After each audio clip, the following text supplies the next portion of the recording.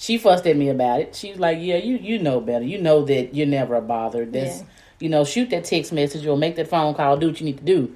So it's 3 days long enough to. No. It depends on. I mean, like I said, grieving is going to be different for everybody. I don't think you can put a time limit on someone's grief.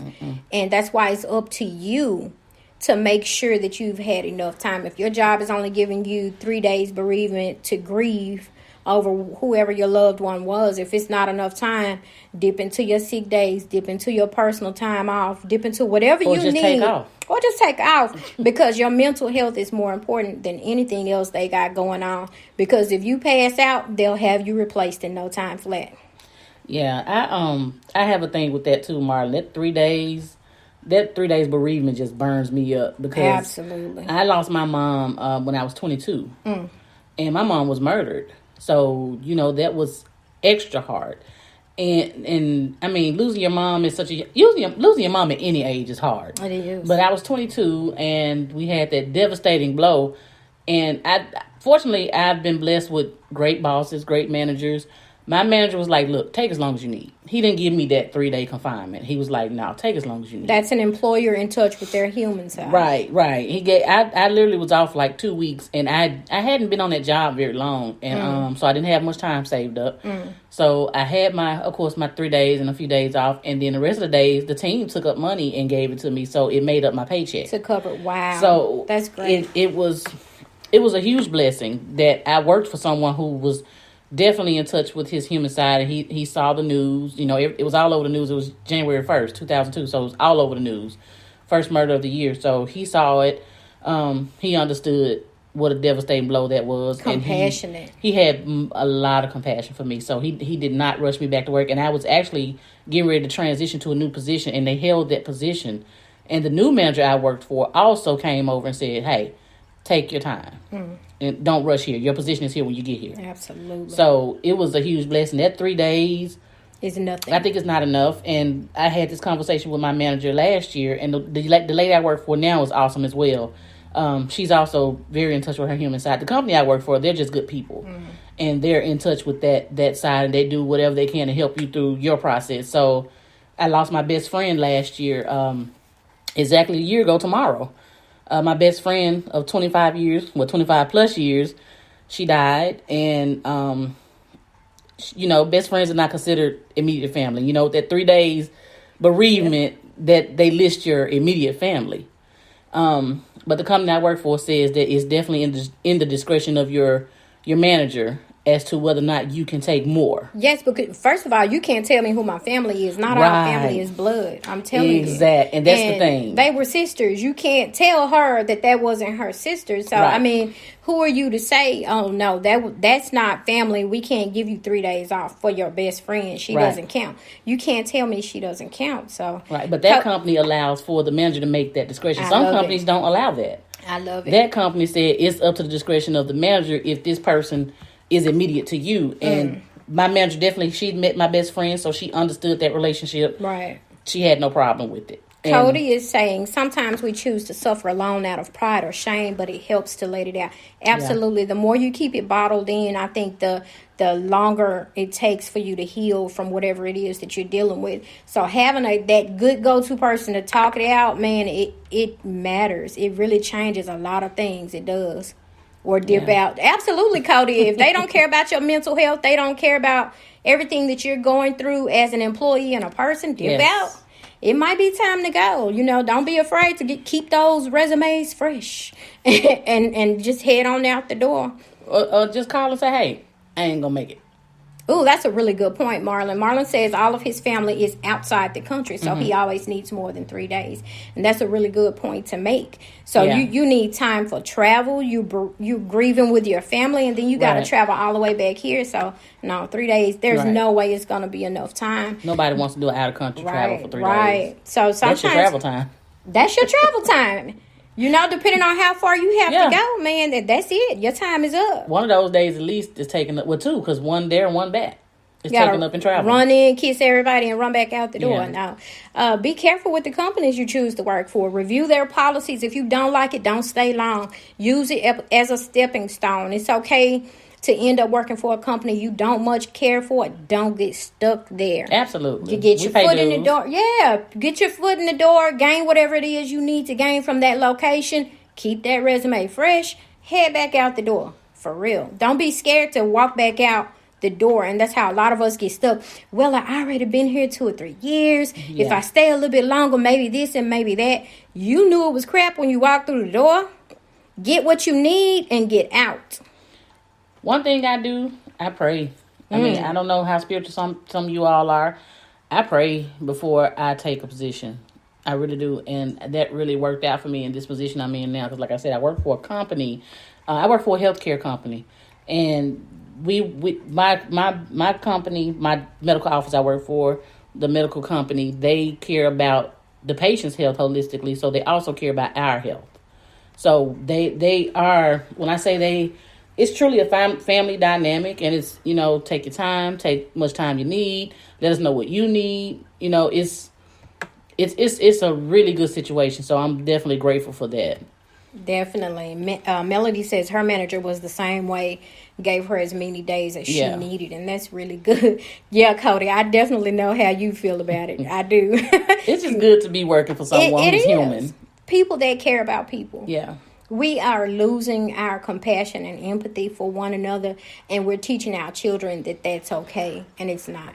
No. So you're raising a generation of emotionless, disconnected children who aren't going to have any passion about anything, and they're not going to care about other people. So guess what? Those people's lives don't have any value. Sociopaths. You got to be careful about these things when you're teaching your children something that you think is so tiny and it doesn't matter. It matters a whole lot more than you know. What was that word, Cicero? Sociopath. I'm trying to tell you. So y'all be careful. Watch a little bit of Lifetime. Watch Criminal Minds. Don't do that. Watch some of these forensic files, the real ones. No, Snapped. Snapped. Sociopath. Snapped is a good example of people holding in too much too long. You need to get it out, because when it finally explodes, it's coming out in the wrong way. That's a really good example. We're joking, but it's still serious. A hole in the wall. I ain't killing nobody because I'm too cute for jail. I'm too cute for jail. I'm cute and orange, but I don't think that's play with jail. So I snap back before I snap. I don't play with jail. Please walk away. I ain't about the jail life. I'm good. But definitely make sure you taking time for yourself, because it's a lot going on. Marlon says his old job never gave a moment of silence for falling. Wow. I'm telling you, most and I just told you, most of them don't. When you pass out or whatever happens to you, they'll have you replaced in no time flat. So it's up to you to maintain your mental health, your physical health, and your family, because they don't care. Their primary goal is the bottom line. That's their focus, the bottom line. So they're not concerned about you as a person. Nope. They're concerned about you as an employee. Did you show up? Were you on time? How much did you produce? I said they care about their productivity. That is it. That is all. Those numbers. That's what they need to see from you. And if you're not doing that, they don't care that you've been a little sick. They don't care that your mom is on her sick bed. They don't care if your child is not doing well. Mm-hmm. They just need to see the numbers. Right. You're easily replaced.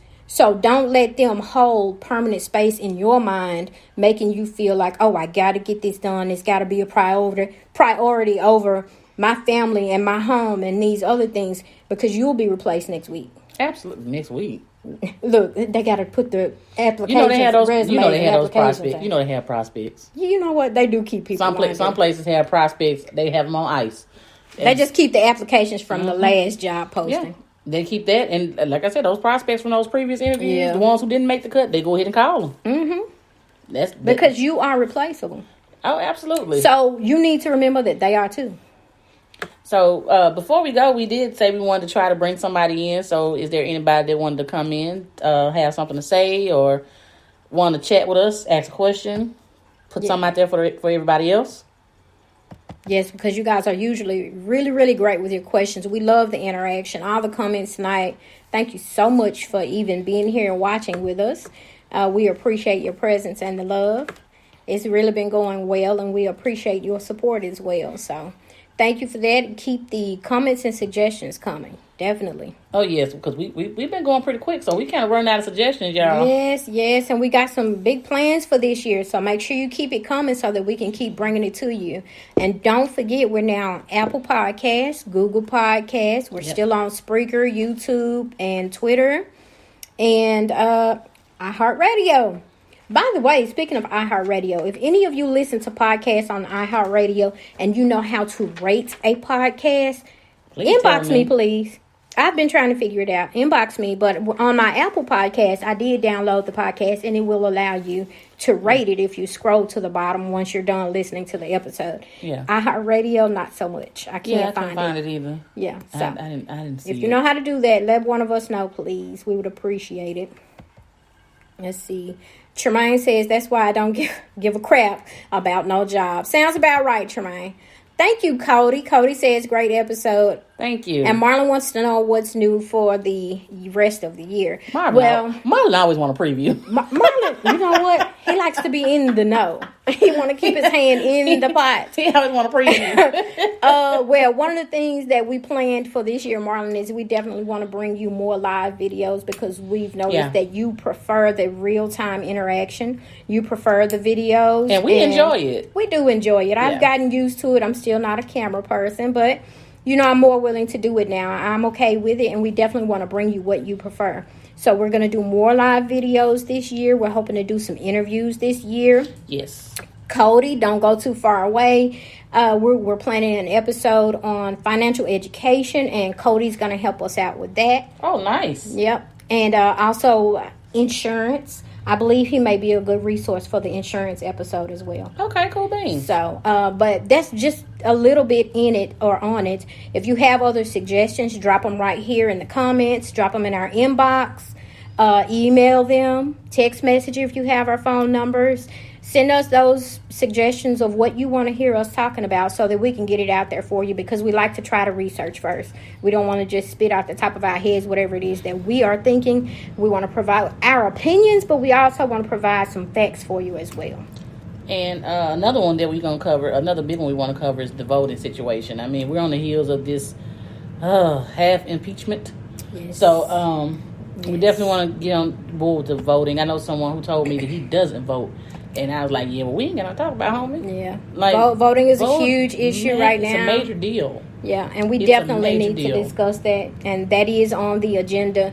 So if you have aspects of voting that you want to address, certain levels of it, whatever your questions are, whatever part of it you don't quite understand, definitely drop that to us as well, because we want to do the research and bring you the correct information.